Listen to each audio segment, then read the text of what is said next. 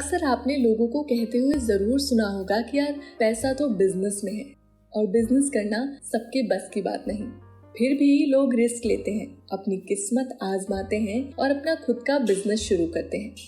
इसके लिए छोटा सा ही सही पर कंपनी की शुरुआत करना बेस्ट ऑप्शन होता है, क्योंकि आगे चलकर जब आप अपने बिजनेस को बढ़ाने की सोचेंगे तो आपके पास अपनी खुद की कंपनी का लेबल होना बहुत जरूरी है।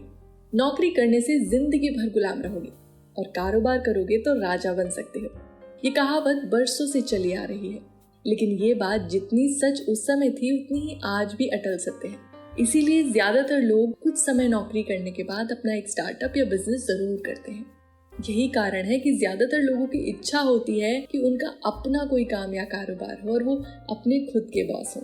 उनके पास ऐशो आराम की वो सारी सुविधाएं मौजूद हो जो देश दुनिया के अमीर लोगों और कारोबारियों के पास होती हैं।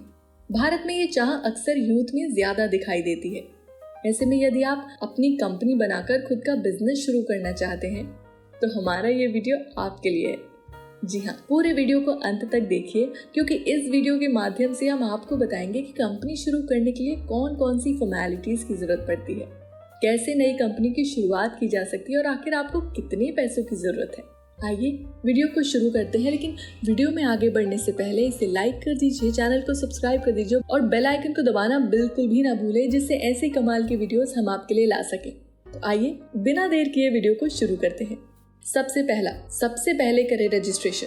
भारत में कंपनी रजिस्ट्रेशन करना या बिजनेस रजिस्ट्रेशन पहले एक बहुत कठिन प्रोसेस था, लेकिन आजकल रजिस्ट्रेशन कराने की ज्यादातर प्रोसेस ऑनलाइन हो जाने की वजह से नई कंपनी बनाना पहले के कंपैरिजन में आसान और सुविधाजनक हो गया है।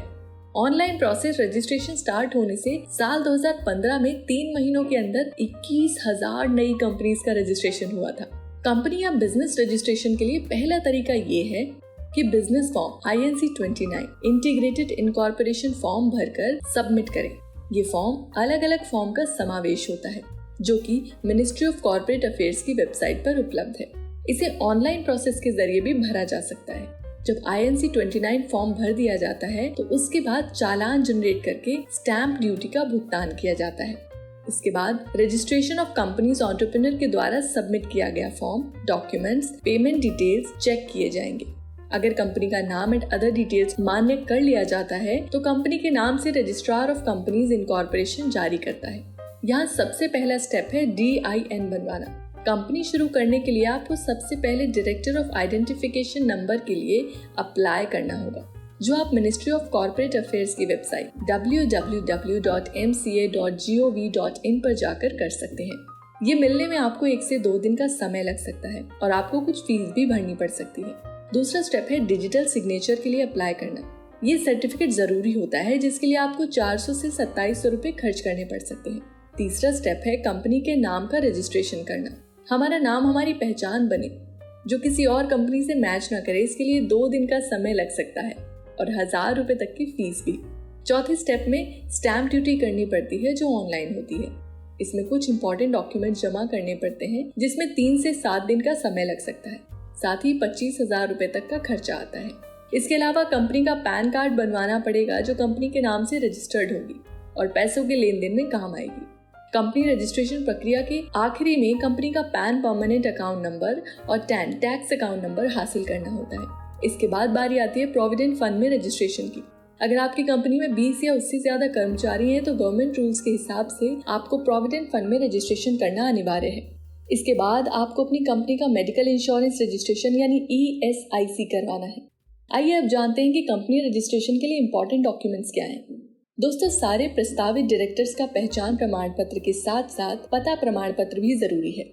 सभी डायरेक्टर्स की पैन कार्ड की फोटोकॉपी, ऑफिस का लीज एग्रीमेंट मतलब अगर रेंट एग्रीमेंट या खुद की जमीन है तो उसका प्रमाण पत्र, जहां आप बिजनेस कर रहे हैं अगर वह जगह किराए पर ली है तो उस जगह के मालिक से नो ऑब्जेक्शन सर्टिफिकेट आपको लेना पड़ेगा। रजिस्टर कर्ता को खुद का पहचान प्रमाण पत्र और मेलिंग एड्रेस का प्रमाण पत्र देना पड़ेगा। डायरेक्टर्स की पैन कार्ड, वोटर ID और आधार कार्ड के साथ बैंक स्टेटमेंट कॉपी या यूटिलिटी बिल जैसे बिजली, टेलीफोन बिल की कॉपी भी लगेगी। कंपनी रजिस्ट्रेशन पूरा हो जाने के बाद एंटरप्रेन्योर्स को उसके बिजनेस के लिए ई-रजिस्ट्रेशन और लाइसेंस की भी जरूरत होती है। कंपनी का शेयर होल्डर या फिर डायरेक्टर बनने के लिए किसी तरह का एजुकेशन क्वालिफिकेशन जरूरी नहीं। लेकिन आपकी एज 18 साल या उससे ज्यादा होनी चाहिए। अब आइए जानते हैं कंपनी कैपिटल क्या है। कंपनी को शुरू करने से पहले फीस के आतौर पर सरकार को 1 लाख रुपए की रकम जमा कर सकते हैं। ये 1 लाख रुपए की रकम कंपनी के रजिस्ट्रेशन के दौरान देनी होती है। कंपनी रजिस्ट्रेशन के दौरान कैपिटल इन्वेस्टमेंट से संबंधित कोई प्रूफ देना जरूरी नहीं। कंपनी रजिस्ट्रेशन के फायदे क्या हैं? ये आपके बिजनेस को सिक्योर करता है, आपकी अपनी पहचान को सुरक्षित करता है।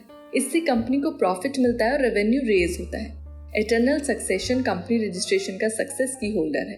कंपनी रजिस्ट्रेशन आपकी कंपनी को एक नई ग्रोथ, एक नई पहचान और एक नया मुकाम देती है। इसलिए जब भी आप अपनी कंपनी स्टार्ट करें, बिजनेस स्टार्ट करें, तो कंपनी रजिस्ट्रेशन प्रोसेस जरूर फॉलो करें। तो दोस्तों, अगर आप किसी कंपनी की शुरुआत करने जा रहे हैं और ये सब फायदे उठाना चाहते हैं तो कंपनी रजिस्ट्रेशन करने से ना चूकें, जिसकी सारी इन्फॉर्मेशन आपको हमारे वीडियो से मिलती रहेगी और ऐसे ही यूजफुल वीडियोस हम आपके लिए लाते रहेंगे। तो कैसी लगी आपको आज की हमारी ये वीडियो, हमें कमेंट सेक्शन में जरूर बताइए। और अगर आप चाहते हैं कि हम आपके किसी पसंदीदा टॉपिक पर वीडियो बनाएं, तो हमें कमेंट सेक्शन में आप सुझाव दे सकते हैं। तब तक के लिए धन्यवाद।